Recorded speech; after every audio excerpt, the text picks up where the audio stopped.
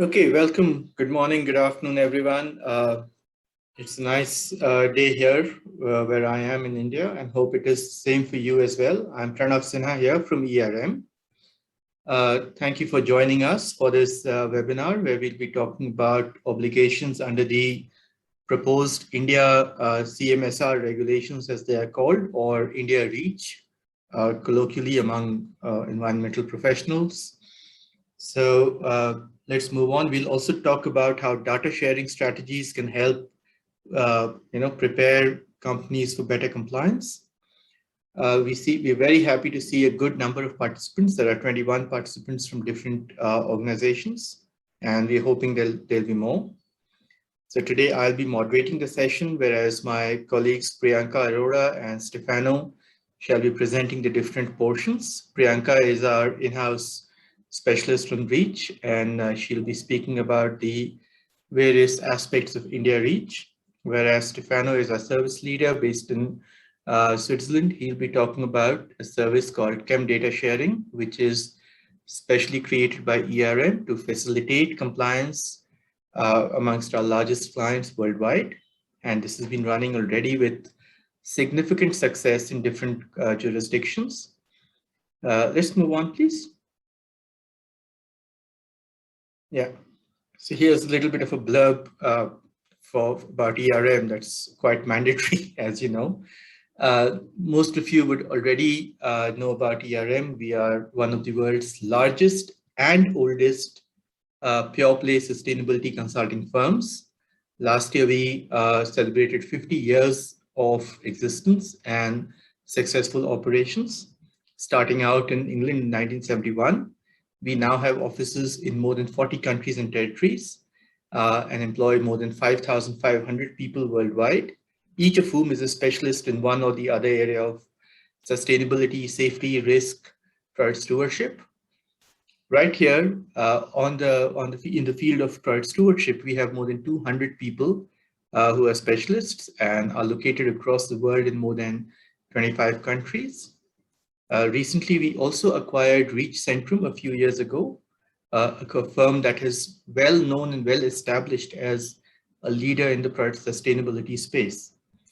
So essentially, with our specialized understanding of matters, sustainability, but also combined with our boots on the ground understanding of how things work in the real world, we help clients create actionable solutions around all aspects of sustainability, and not just utopian, idealistic, things that will not work, but things that make business sense and things that can actually enhance the value of a business.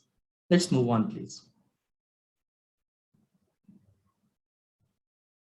Yeah, so before we kick off, I wanted to have a brief sustainability moment, and this will be a nice segue to the conversation we have about product sustainability and product stewardship. Because product stewardship is really all about what happens to products across their life cycle, from the mine to the landfill per se, or the incinerator. Because this is a group of participants from Singapore, I thought it's only appropriate to share this little case study from Singapore, that a research by the Climate Index organization showed that while 81% of people in Singapore are very, very aware of their duties and what is the right thing to do for the environment and to mitigate climate risk, a very tiny percentage of them is actually taking action that aligns with their awareness, their knowledge, and their beliefs. So this gap between the 81% who know what's right and the 22% who do what is right is crucial. Unless we bridge that gap, we are not going to be able to mitigate climate change risks to the degree possible and to the degree required, frankly speaking. As it is, the IPCC has very clearly said in the 6th report that this is pretty much our last chance at holding back climate change to manageable levels. Now it's not even a question of whether climate change is happening, not happening, whether it'll have detrimental impacts. those things are visible all over. You have floods in the Arabian Peninsula. You have droughts in places that have never seen droughts before. And this is our pretty much our last chance, which is where product stewardship comes in front and center, because each one of us, not just as producers and corporations, but also as consumers, have the power to make the right choices. And this is where we need to carry the consciousness into our daily lives beyond the boardrooms and beyond the corporate offices that we inhabit. Let's move on, please. Okay, so with that as a background, comes today's agenda, which is around the draft chemical safety management rules and of India. The interesting thing is that this brings together elements of REACH-like regulations, which were being talked about since about 2014-15 in India. So finally, something was created as a draft legislation, and that's expected to come out sometime soon. But it also incorporates elements of chemical safety into it, and will subsume the existing chemical safety and chemical emergency regulations of India. So we'll talk about that and look at the key aspects of that, plus more importantly, what customers or what corporations need to do to comply with it and how to prepare for it when it comes out, when it is notified. Then we move on to a session with Stefano about ChemDataSharing. And then ultimately we'll have a conversation about the key takeaways, what are the next steps, what can and must you do now while we are waiting for this draft regulation to be notified in final form. Finally, we'll have a quick Q&A and a wrap-up session. In the meantime, also, I'd urge everybody to be fully present here to note down your questions. We'll have some exercises and interactive sessions. Please participate fully in those. Otherwise, I mean, that's the only way you'll get the best value out of this session. Tanvi, let's move to the next slide, please. Yeah, thank you. With that, I'll hand over to my colleague Priyanka, who will be taking you through the draft CMSR rules. Yeah. Over to you, Thank Priyanka. you, Pranav. Yeah, thank you, Pranav, and good morning, good afternoon, and good evening to everyone who are present here. So today I will be taking you through the draft chemicals management and safety rules. And can we go to next slide, please? Under this rule, we will be covering overview what it is about, and then we will be talking about its scope and the obligations.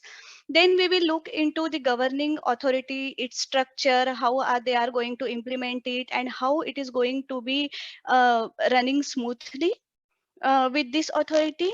And then definitely we will talk about authorized representative and their obligations. After that, I will take you through some comparison and similarities between UREACH and CMSR, and then we will talk about timelines, and we will also cover each obligation under these rules in detail in my later slides. So let's start with overview first. As you all know, India has circulated fifth draft in 2020, and it has been known as Chemical Management and Safety Rules, and widely known in the industry as India REACH or CMS rules. So this rule will replace existing manufacture, storage, and import of hazardous chemicals, which was MSIHC rules, as well as it will also replace chemical accidents plan rules 1996. 96. So it is very important to know what is the objective behind bringing this regulation up or drafting this regulation for India. The prime objective is to ensure high level of protection of human health and the environment. And in order to achieve that, these rules provide guidelines for notification and registration, restrictions, prohibitions, labeling and packaging, safety procedures for the manufacture, handling, and import of hazardous chemicals. Also, it provides guidelines for preparedness and management of chemical accidents, which is very different from EU REACH or other REACH like regulations. And we will talk about it in detail in my upcoming slides. Can we please go ahead? So let's talk about scope. These rules applies to substances, substances in mixtures, substances in articles, and intermediates. So pretty much it covers all the chemicals. And then the obligation will apply to Indian manufacturers, Indian importers, authorized representative who will be located in India and which will be appointed by foreign manufacturers. As you like you reach, non-Indian companies will have to appoint authorized representative in India in order to prepare and submit their notification and registrations to the Indian authority in order to continue the business. So we will be talking about AR in detail in my later slides. But for now, these rules comprises of 6 chapters and 19 schedules. So as you can see, it's a vast rules, and it will be talking not only about safety use of the safe use of the chemicals, it will also talk about the preparedness for the accidents and so on. So in order to manage these rules, can we please go ahead?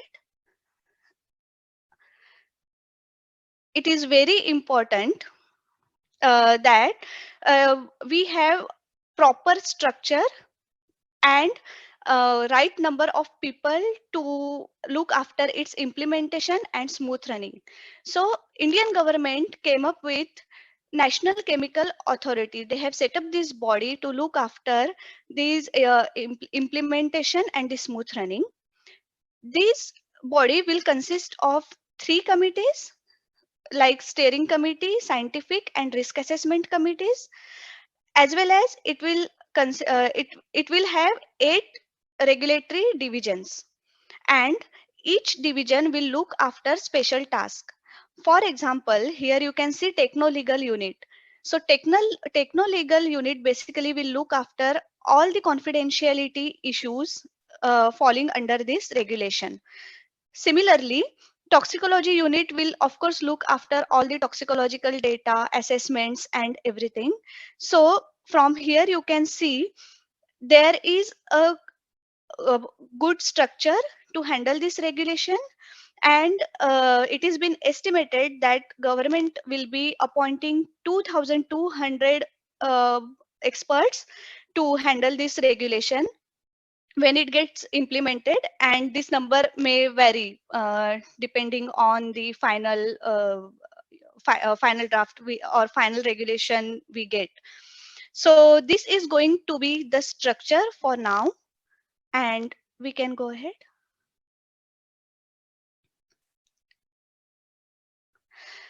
And as promised before, now we will be talking about authorized representative overview. On your screen, on left hand side, you can see representation for non-Indian countries, and on your right hand side, you can see Indian market. So basically, if any non-Indian country manufacturer or exporter wants to place their product or substance in the Indian market, then they cannot do it directly. They will have to appoint authorized representative. And this is a very similar terminology as OR or only representative in EU REACH. Now, after who can become authorized representative, there is a certain criteria. First of all, it has to be an Indian national, or it could be registered legal entity in India.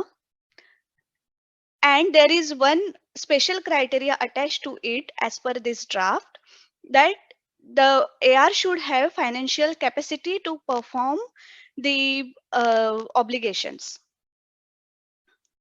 So here we have seen that first of all, foreign manufacturers or foreign entity will have to appoint AR. Who can become AR? And then in next slide, we will see what are the obligations of authorized representative. First of all, they will act on behalf of the foreign entity to ensure compliance. Then AR will have to compile data and prepare technical dossiers. And then they will have to perform registration notification on behalf of foreign entity. And they will also have to manage all the communications between uh, uh, other registrants and then other manufacturers, importers. So basically they will have to communicate all the requirements or perform all the tasks on behalf of foreign entity. They will also have to communicate with authority on behalf of foreign entity, as well as they will have to annually maintain the substances. If there is any change in the data, change in the tonnage band, they will have to maintain that data in the system. And now we can go ahead. After explaining these aspects, now here is our first interactive question. So first question on your screen you might be seeing, based on the question is, based on fifth draft, does the Indian REACH notification contain requirements similar to EU REACH? So I request you to answer that question if you know whether the requirements in EU REACH and proposed India REACH are same or they differ in some way. So I request you to please answer.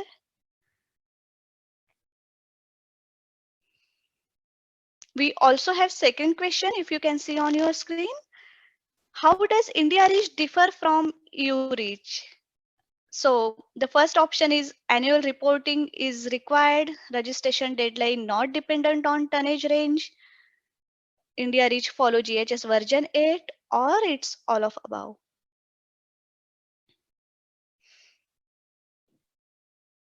I hope everyone is enjoying this question. I'm sure you are.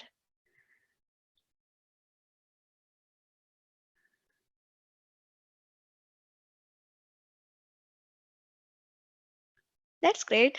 Okay, so let's look at the answers. So first question, 81% of you are thinking that it's same, and 19% are thinking it's not. Um, so uh, the correct answer is no, it's not similar to EU REACH. There are certain differences, and I will take you through those differences in my upcoming slides. Let's look at the second question now. How does India REACH differ from EU REACH? I'm really happy to see 100% answered. So that's really great. Thank you very much. So annual reporting is required, 30% of you are saying, and then registration. And can we go just down, or maybe I will have to, yeah, all of above. Here, most of you are right, all of the above. And I will explain each of those obligations in my later slides. So thank you very much for answering those questions. It was good. Okay, so as promised, now we are on this slide where I will be taking you through the similarities and the differences between EU REACH and CMSR. So first of all, this third party appointment. So in EU REACH, we have only representative, but in India REACH, we have authorized representative. And honestly, it's just a difference in terminology. Otherwise, criteria to become AR and their obligations are same in both the jurisdictions. Then the main difference, deadline for registration. So I'm sure everyone knows that we worked for EU REACH within three deadlines: 2010, 2013, and 2018. But for India REACH, as per the draft, as of now, deadline is same for all the substances, and it is not dependent on the tonnage range. So that is the main difference. And then annual reporting was not required in EU REACH. Basically, EU REACH says whenever there is change in the data or the tonnage band, then you have to notify authority, but there is no obligation annually to maintain those registrations. We can update at any time whenever we see the change, but not annually. However, if we talk about CMSR, then there is an obligation to update all the notified and registered substances, I think 60 days before before calendar year ends. So there is this annual reporting requirement. Then chemical safety assessment, chemical safety report, and exposure scenario remains same. All the headers in the CSR for EU reach are just similar to just same in the India reach. So there is no difference at all. Then here comes the question fees. I asked just 2 minutes before, I asked, is there any difference between the notification under EU reach and India reach? So this is the main difference, wherein notification was free under EU reach. However, for India reach, you will have to pay some fees. There is a proper schedule listed in the draft wherein they have mentioned which tonnage band will have to pay how much amounts. So this is the main difference. Then hazard communication language. So for SDS and labeling, you under UREACH we were obliged to provide SDS in English language, of course. However, in India, SDSs can remain in English. There is no obligation to have it in local language. However, for labels, there is a mandatory requirement to have labels in local language, which is Hindi. And we will talk about it in detail uh, in a minute or so. So classification criteria, we follow CLP under EU reach. However, India is proposing it will implement GHS version 8. And then the biggest difference I feel is this inclusion of accident preparedness and storage of hazardous chemicals. In EU reach, they do not talk about this storage and chemical accidents because they have separate regulations, CVSO, who deals with all those aspects of the storage and storage for hazardous chemicals. However, India is proposing, because it is replacing that MHCIC rules, so it is proposing that it will also deal with safety and accident preparedness of the hazardous chemicals. That involves site audits and then all EHS aspects basically. So you can see, I mean, this is going to be a vast regulation, and it will have huge impact on the industry, not only in terms of safety management of the chemicals, but the storage and the transportation and site audits, warehouses, everything will fall under this umbrella. Now I'm sure most of you are having this prime question when you join this webinar, that when is it going to implement? I mean, it's taking too long, and what is happening behind the scene, no one knows. So here I will talk about timelines, and I will give you some, I mean, few ideas which we have. So this proposed rule has seen many drafts in 2020, and some of you might be knowing that those drafts they published even a gap of 2 months. I mean, fourth draft came and then suddenly fifth draft came. It was going very fast. However, after 2020, it got slowed down. I mean, we did not see much movement on that. But now it is expected that final draft can be available anytime soon, and then it will go on WTO website, and then it will get published on in the India's Gazette. So now what it means for us. So on the day it will be published in the Gazette will be the date of entry or the date of implementation for this rule. Let's assume that it comes into effect on 1st January 2023. Then all the deadlines will start. From that day, first deadline which will be starting is registration deadline. which will be there for 1.5 years. So we have to register all of the substances falling under this rule in the time of 1 year and 1.5 year. Now let's talk about notification. Notification deadline will start after 1 year. That means it will start in 1st January 2024, and then it will be there, to which they are calling as initial notification period for 180 days. So I will repeat one more time. Registration deadline start from the implementation date, and then notification deadline will start after 1 year and will remain there for 180 days, which will be called as initial notification period. Now you can see there is overlap between these two deadlines. So we have to be very fast in organizing data, in deciding for which chemical we want to continue business in India, at what tonnage band. So there will be lot many aspects to consider under this deadline. Now, I would like to take this opportunity to explain uh, reality, or I would say a few different aspects of this regulation.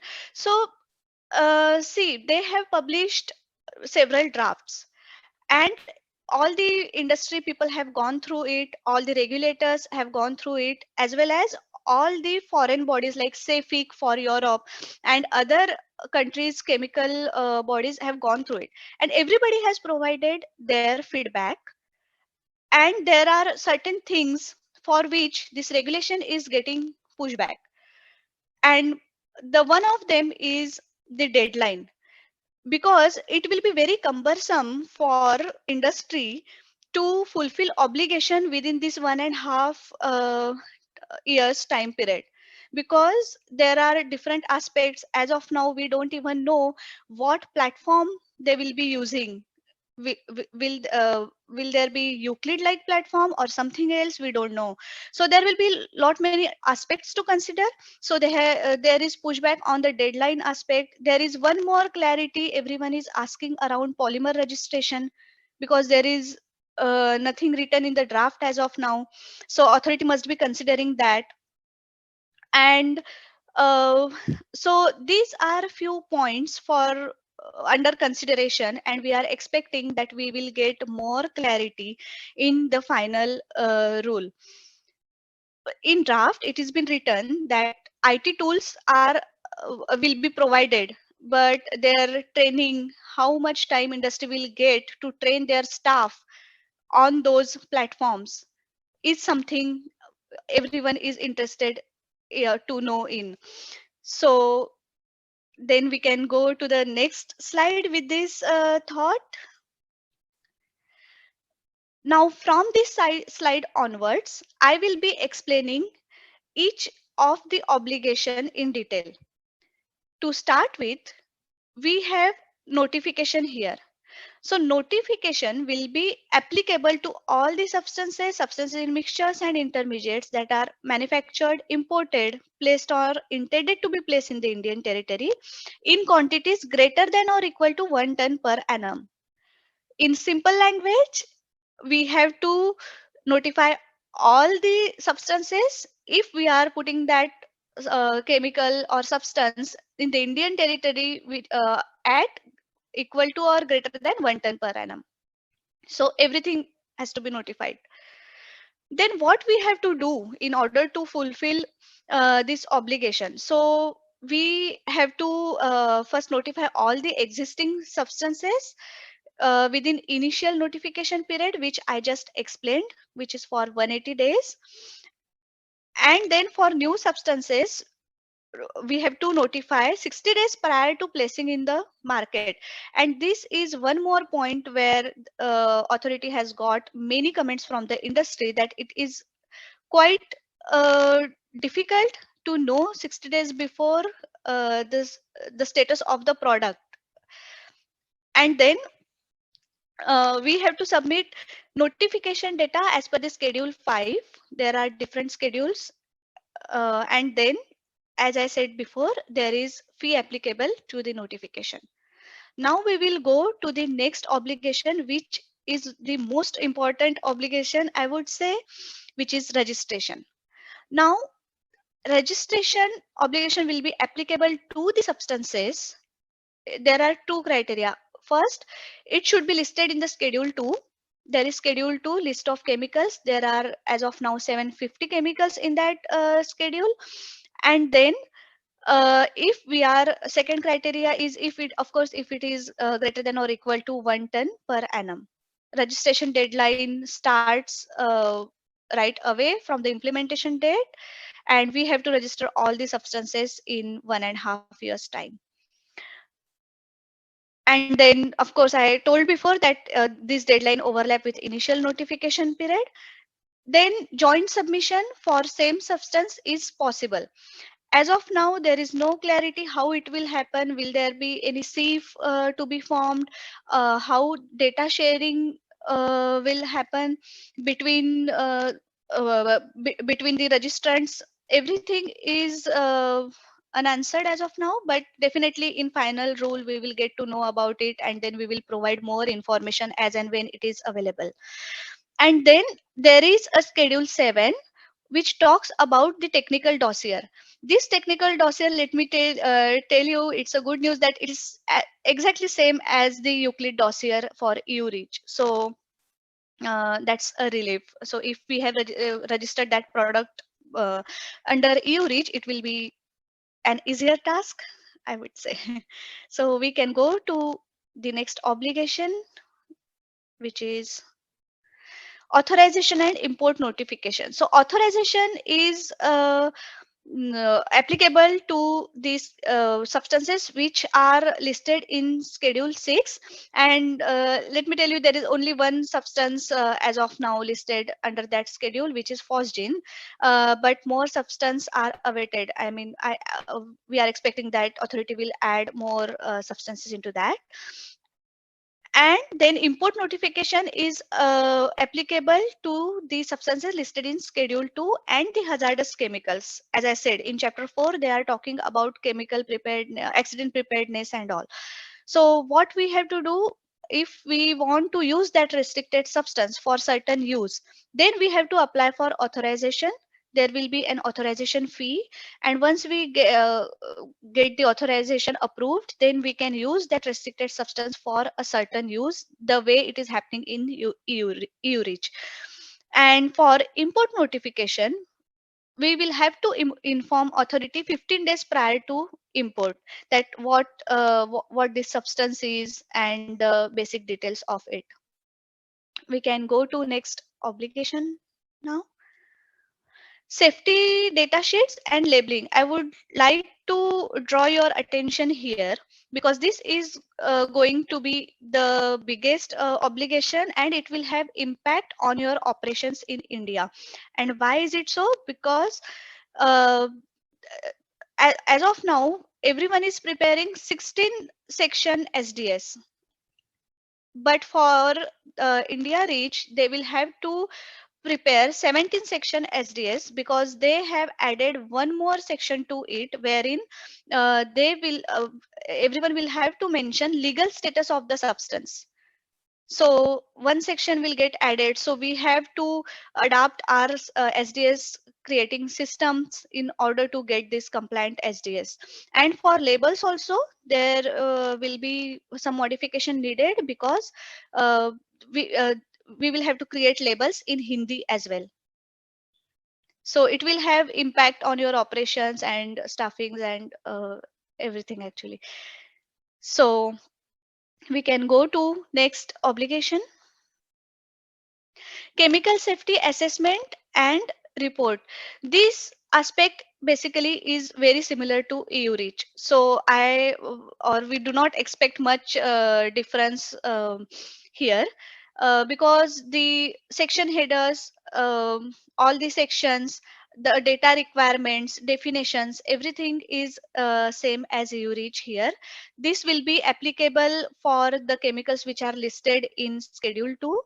And uh, and there is a requirement, if it goes beyond or equal to 10 tons, then we will have to do chemical safety assessment and create chemical safety reports. on which platform it is going to be created is something we need to wait for final rule. And the format is prescribed in Schedule 8, wherein they have explained what exactly we have to do. Then we can go to next. Obligation, confidentiality. For every business, it is very important to keep few chemicals, ingredients, composition confidential, right? So this rule is also dealing with this aspect carefully, because they have formed techno legal unit to handle this aspect. There is a possibility to keep your information confidential, definitely, but you have to apply for that, and you have to mention two things, or you have to uh, prove two things: that what information you want to keep confidential and why you want to keep this information confidential. Once you apply for it with the techno legal unit, they will look into your application, and once it gets approved, then you can use that trade secret name in your composition. So there is a special unit. Then we can go to next. And the last one is annual reporting. This will be applicable for all the notified and registered chemicals, and everyone will have to update their dossier, or whatever they will come up with, uh, no later than 60 days after the end of each calendar year. So there will be an annual maintenance to be performed for each substance you want to notify or registered, and there is fee associated with it. This is also one aspect where authority is getting many comments or pushback, where uh, because notification and this annual reporting is chargeable, so everyone is requesting that at least notification should be free for all the chemicals, and registration and other things can be chargeable. So let's see how many comments authority consider, and on how many comments we will get positive response, or if there will be an additional requirements that we will get to know in next or the final report. Now we can go to next slide. Just to sum up, we have seen until now, we have seen the overview what it is about. Then we have seen different obligations, under which obligation we have to do what. Then we have talked about timelines, which was really vague as of now, but um, on timeline, so we are getting mixed intelligence from the authority, to be very honest. On the one hand, we are getting information that it will get implemented somewhere from August to next year February.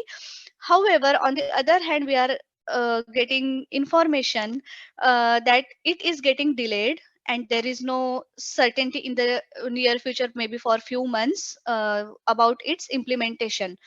But in coming weeks, we have a direct appointment with the authority, wherein we will be discussing this aspect, and we will try to get more information on the certainty, and definitely we will pass that on to our uh, clients.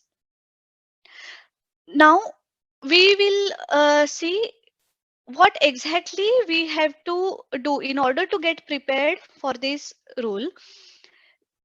Let's break this into two aspects, like pre-implementation action items and post-implementation action items. Pre-implementation action items, first of all, we have to monitor the latest development. We have to be aware that what is happening behind the scene and when it can be expected in order to get ready in time. Then we have to perform impact analysis. This is definitely in our hand, because we know our products, which product we are placing in the Indian market, at what tonnage band. That impact analysis we will have to perform. We have to see how many products are falling under schedule 2 list, and then accordingly decide the pathway for regulatory. And then we have to perform data gap analysis. Here I mean that we most of the chemicals we have already registered for EU reach, might have registered rather for EU reach or Korea reach or somewhere else. Then we must be having data with us, so we need to perform gap analysis for which chemical which data is missing, and what is the strategy to fulfill that gap. Then we have to identify authorized representative if you do not have legal entity in India. And then comes post implementation action items. These are quite clear, I guess, because first of all, foreign entity will have to appoint AR, then prepare and submit substance notification, registrations, have SVT tool or substance volume tracking in place before this rule gets implemented. It's very important because everything is depend on the tonnage, right? So it is very important to have substance volume tracking implemented. And then implementing data sharing practices that are cost effective and fit for purpose. You might have seen that in all this jurisdiction, whether it is India reach, whether it is EU reach or Korea reach or any other regulation, data plays key role. It's everything about data. It's hazard identification, it's physical hazard identification. So everything depends on the data, and it is very important to know your data beforehand to understand that, and to know the cost effective way to use same data in order not to repeat testing and extra efforts to put in. So to and you must be curious to know how we can do that. It's actually really very important. And to answer that how, now I hand over to my colleague Stefano, who will be taking you through the data sharing practices. And thank you everyone for listening. So Stefano, over to you. Yep. Thank you very much for handing me the baton. Thank you very much. Good, everyone. So my two colleagues have now kind of presented the state of the knowledge about India Reach, as it will likely happen again. And there are quite a few fuzzy aspects and moving targets. One of the targets that seem not to move too much is, as Priyanka just mentioned, the fact that data will play a key role. Data will be needed, as it was in the other REACH-like regulations. And at some point also, my colleague Pranav also mentioned something about the fact that ERM is known to deliver tangible solutions to their clients, so that basically we can support our clients in achieving a specific goal, in this case regulatory compliance. And ChemDataSharing is actually such a tool. It's not just a strategy, an idea of something that can be done. It's actually a service offering that's been in place for 5 years now, and which has been proven to help streamline the whole regulatory compliance, the registrations for a number of regulations. That's it. I've been introduced already, so we can just move to the next slide, please. Thank you. So just like in a Hollywood movie, let's just start with a disclaimer, because as I just said, quite a lot of things in these regulations are moving targets. So what we're going to tell you in the coming slides is not yet available for CMSR. So basically the how it works, etc., it's already been proven in the past few years for other regulations. But until we have a final text with final rules of the regulations and the regulation coming into force, we will not be able to share data via the offering, as you will see in the next slides. However, once we get the final, once it comes into force, basically, then everything that I mentioned will become a reality. So we're done with the short disclaimer. Thank you very much. And yeah, so let's start with some questions. I think Priyanka already touched upon the fact that there are quite a lot of data requirements, and also that the timelines may be overlapping and be quite tight. So getting this part right the first time, I think will play a key role. So I'm going to ask some questions, and if you recognize yourselves in any of those questions, then you may want to pay close attention to the coming slides. First of all, do you have to register chemical substances under CMSR? Do you know what endpoints are required for registrations under CMSR? Are you wondering whether you need to perform studies in order to get results for those endpoints needed for your registration dossier? Have you got constraints or concerns around the costs needed to perform those studies and/or the time needed to get the results back? Are you aware of existing data that would be able to cover the needs for the registration dossier? Are you aware of such data? If you are aware of such data, sorry, do you know who to contact to get access to it? So as I mentioned, if any of those questions have crossed your mind, then you should be interested in what comes next. Thank you. Please go ahead. Yeah, so the basic principle of data sharing is the fact that, data has been, data on chemicals has been existing for decades, if not a little bit over a century. And that data was used in part to register the dossiers under EU REACH. Of course, there were new studies also conducted in the early 2000s or 2010s. And all of the data sets, so the toxicological, environmental, PhysChem data sets of studies were used for the registration dossier. Now, the good thing is that this data has been used for dossiers in Europe, has been accepted by the authorities and exists in IUCLID, for those of you who know IUCLID. And in that way, the data is of good quality enough to be reused for other legislations. If you can click, please. Yep. Go ahead, one more. We're there, yeah.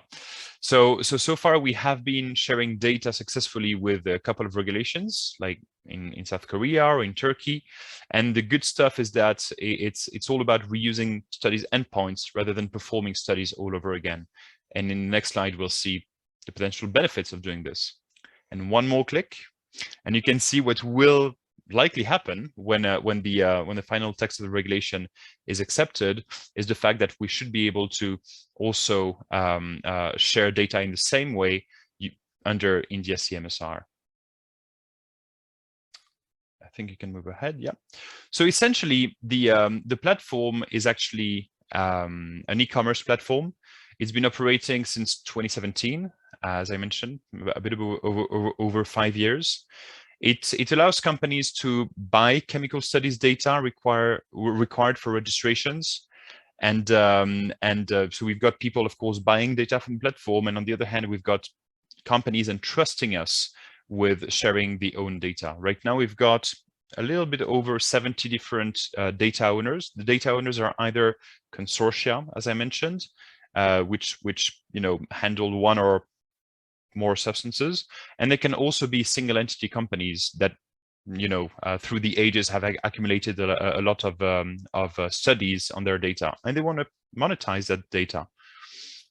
We've got right now about around about 750 substances available on the platform, either that can be purchased right now or that can be purchased within a few days or weeks if we get the interest of buyers. And what makes us quite proud, and maybe some of you have seen the announcement on LinkedIn recently, we have sold over 500 letters of access in the past few years. I think a peak, as you can see in the chart below, was last year with the first deadline of Korea REACH. And one of the things that are really kind of important and keep us moving and keep us motivated is that we get good feedback from some of our clients telling us, hey, thanks to you, thanks to the data we acquired, we managed to register the substances in time. Everybody knows that this is quite a stressful, anxiety-prone exercise, but having access to the data up front, helps smoothen the whole process. Of course, it can be accessed by any web browser, on a laptop, on a tablet, on a phone, and it offers all the good features that an e-commerce platform provides to the clients. And also, what's really important is that we have automated a lot of the processes that take time and can generate human errors, like document generation. E-signatures have also been completely automated for the signature of the letter of access, etc. And in the end, all of this makes, as I mentioned, the process much smoother for both the data owners, the data buyers, and ourselves as well as a broker, as a middle entity. Please go ahead. So now we've got another question, and for this, unless I'm mistaken, Tanvi, we will ask you to type that into the chat box. Is that right? Yes, Stefan.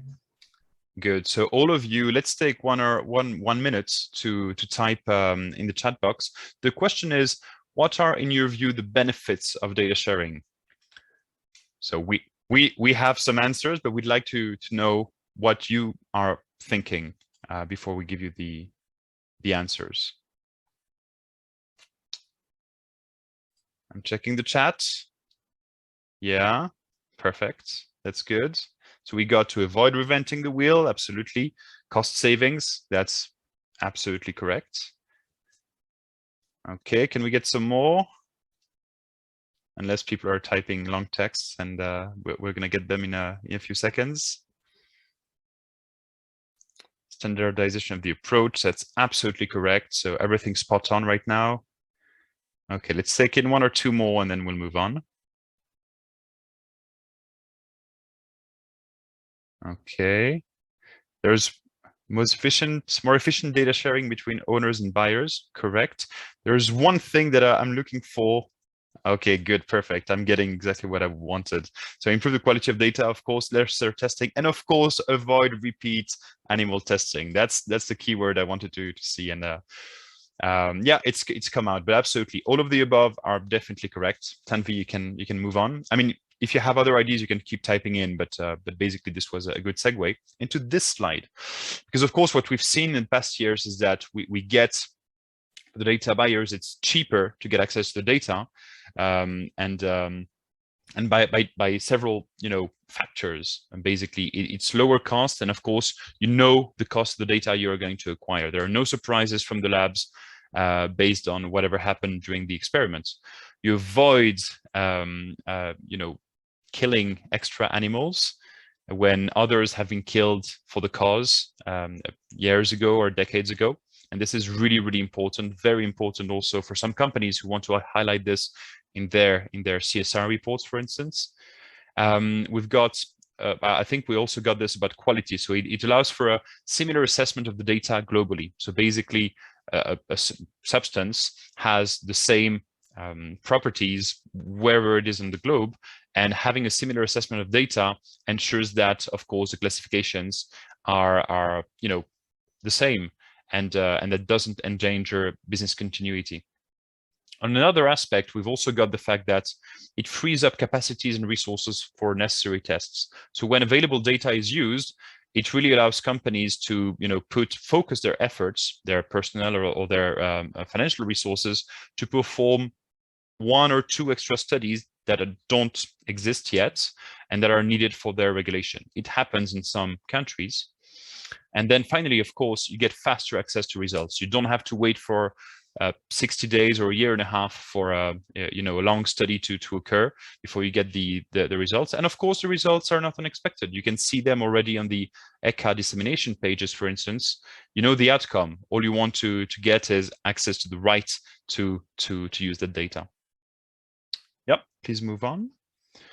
Good. Now there is one thing I would like to finish with. And first of all, it's the fact that we are working, as I mentioned, with a lot of different consortia or single entity clients.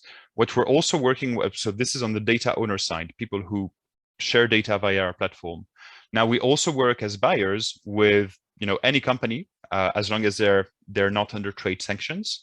And of course, there are consultancies. We've got a lot of consultancies around the globe using our services, buying data, and then using the data for their clients. It will very likely be the case also with India, where you've got those AR, authorized representatives, that will likely be the ones purchasing the data on our platform. Now, of course, we also work closely with our ERM colleagues around the globe in different countries, because we're in touch directly with them, right? They're one ping on Microsoft Teams away. So it's been proven to be a really efficient way of working together. They do the consultancy or the AR/OR work for their clients, and on the other hand, we manage to give them access to the data that they require for their customers. So it's always been kind of a win-win synergy, so to say. But again, we're agnostic. We work with anyone who's willing to buy or share data via our platform. And I think that's it for me. You can move ahead to the final slide. And I will say bye-bye and have a nice day and evening.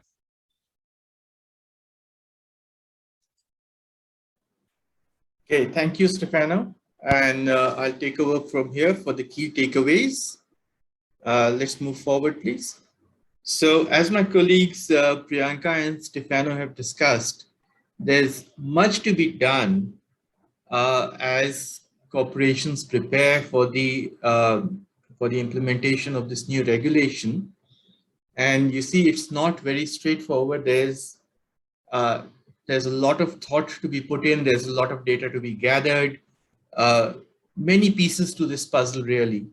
And so our suggestion or the key takeaway that we'd like to leave you with is that this is the time for all corporations to start thinking about this, to start incorporating this in your overall strategy for the next couple of years, including in your strategy for the supply chain management.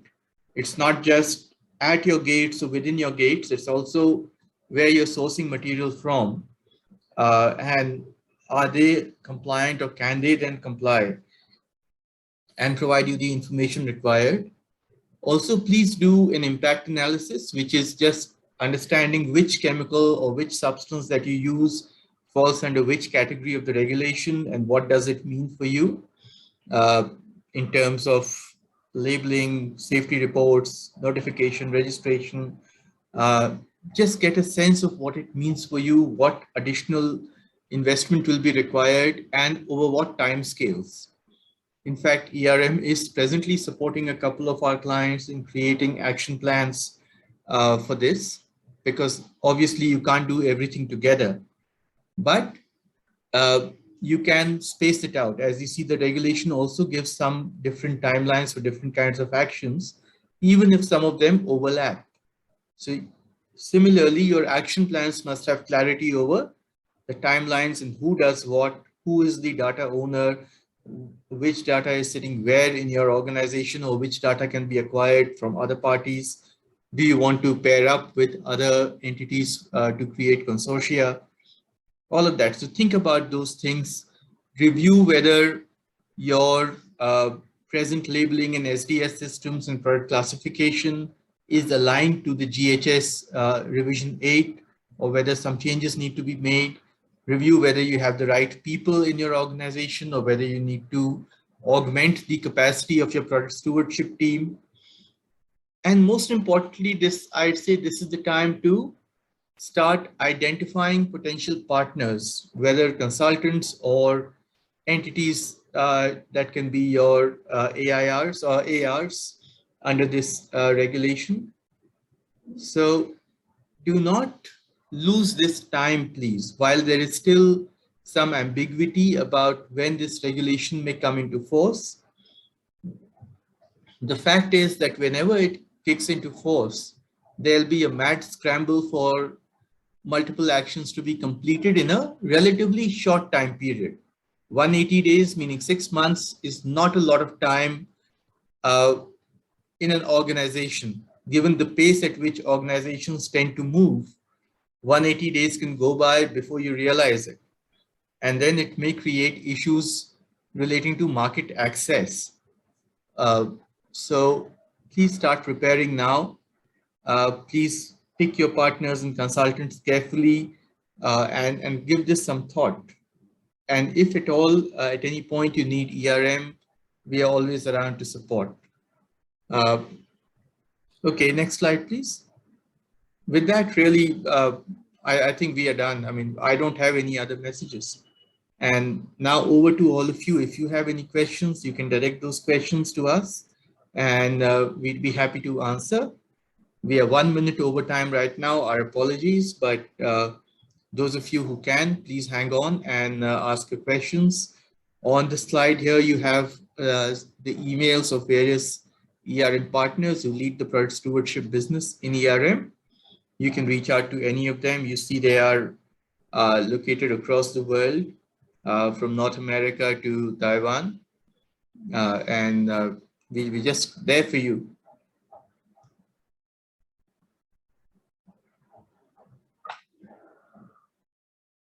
Any questions?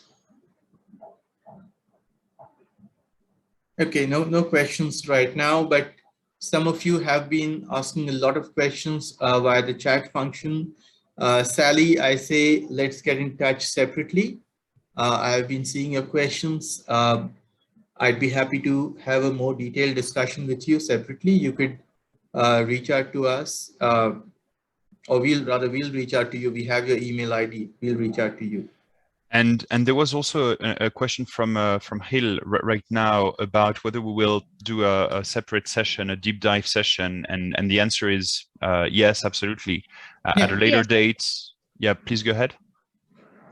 Yeah, definitely. We will be having another session as soon as we get final rule. We will go through it. We will form strategy, and we will inform you all about next session. So answer is definitely yeah. Absolutely. Okay, well, if there are no further questions, then I think we can wrap up. Have a wonderful day, all of you. And thank you so much then. Bye-bye. Thank you everyone for listening. Bye. Have a good evening.